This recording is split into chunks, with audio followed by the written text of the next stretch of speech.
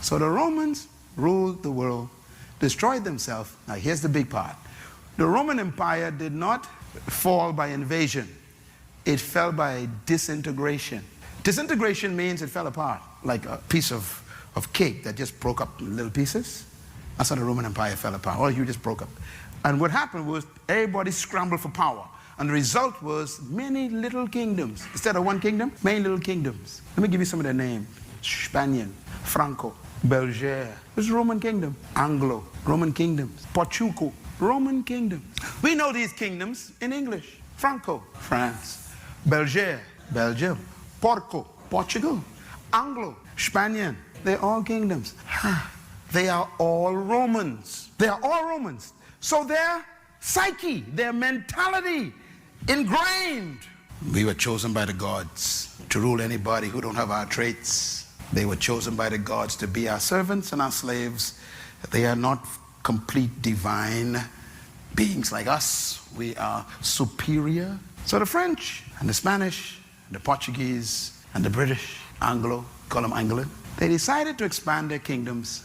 So they came to Africa and the Caribbean, and we call it colonization. Colonization is the expansion of Greek leadership philosophy. So going to Africa and bringing slaves over as merchandise was easy. Why? Big nose, big lip, dark skin, beezy head, black eyes. I found 1 million servants, they say. So they come to the West, they establish their plantations, whether it is Carolina or Florida or Louisiana or the Bahamas or Jamaica or Barbados or St. Kitts or St. Thomas or St. Lucia or Guyana or Mexico. They had their plantations and they couldn't use the people they met here because they killed them out with disease. And so they went and found some divine slaves chosen by the gods to work the ground.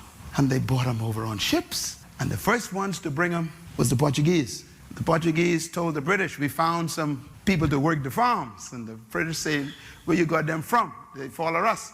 And they went to the west coast of Africa. And then the French found out. The French said, oh, let's go get some too. And then the Spanish says, oh, let's get some too. And everybody started dashing for divine slaves. Remember, divine means you were chosen by the gods. It's not racism. It's leadership philosophy. That is in the psyche of the system.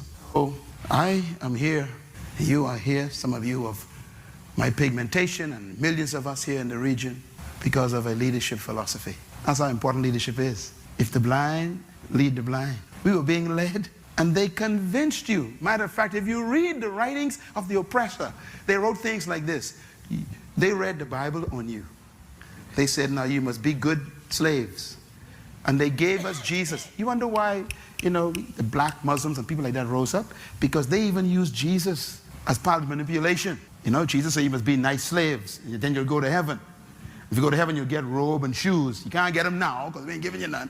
But you know, you get them and you get to heaven. So now so the slave in the farm starts singing, I got a shoe, massa, you got a shoe. All of God's children got a shoe. But I ain't gonna get mine until I go to heaven. I'll walk all over. See, in other words, you get yours now, massa. I can get mine when I go to heaven. All of that is brainwashing. Those songs that we used to glory in called Negro spiritual, you need to read the words of those songs. They are strong songs of conversion for your mind to make sure you never rise above. I used to sing them, so don't look at me funny. I was born in a little town called Baintown. That was a village of slaves. I'm trying to show you where leadership problems come from. So for 394 years, they ruled these islands, and they made all of us believe you were born to clean my house. You were created to plant my corn. You were sent by God to wash my clothes and cook for my children. And so there we were stuck in the back room. Oh, by the way, you know, you ain't got no charisma, so you must be seen and not heard. You see, that's part of the system. So you're supposed to work, but no one's supposed to see you. And so the little slave walk around the house cooking, and that's, you know, and they ain't supposed to be around when master got friends. See, the whole thing, psychological. That's why some of you all are timid. You're so timid today, and you think you're cool. Timidity was taught. That is why when a man of my pigmentation speaks up, it makes them nervous because you ain't behaving. Some of y'all wonder why they thought Martin Luther King was a problem. Because he was a black man talking loud. You ain't supposed to talk loud. Stay in your southern church, have church with a stained glass window, and shout by yourself. Don't come out here telling us we're wrong. That was the problem. It was a leadership problem. To tell Miss Rosa Parks that she's in the wrong seat was very natural for them. You don't understand. You say, there ain't no prejudice. This is the conditioning of the culture. You ain't supposed to sit here. Yeah, but I'm a human. You ain't no complete human. See? The gods told us where you're supposed to sit. In the back, they say. Divine assignment. I'm saying this for a reason. That is still here in the Bahamas. Yes.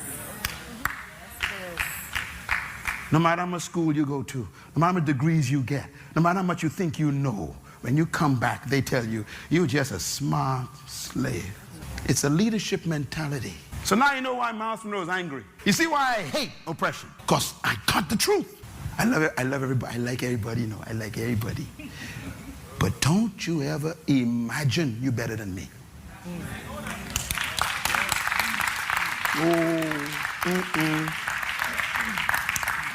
You think you're better? I draw a line. Cross that. That's a Van Town talk. You don't know about that. And if a fella draw a line, that means fight start.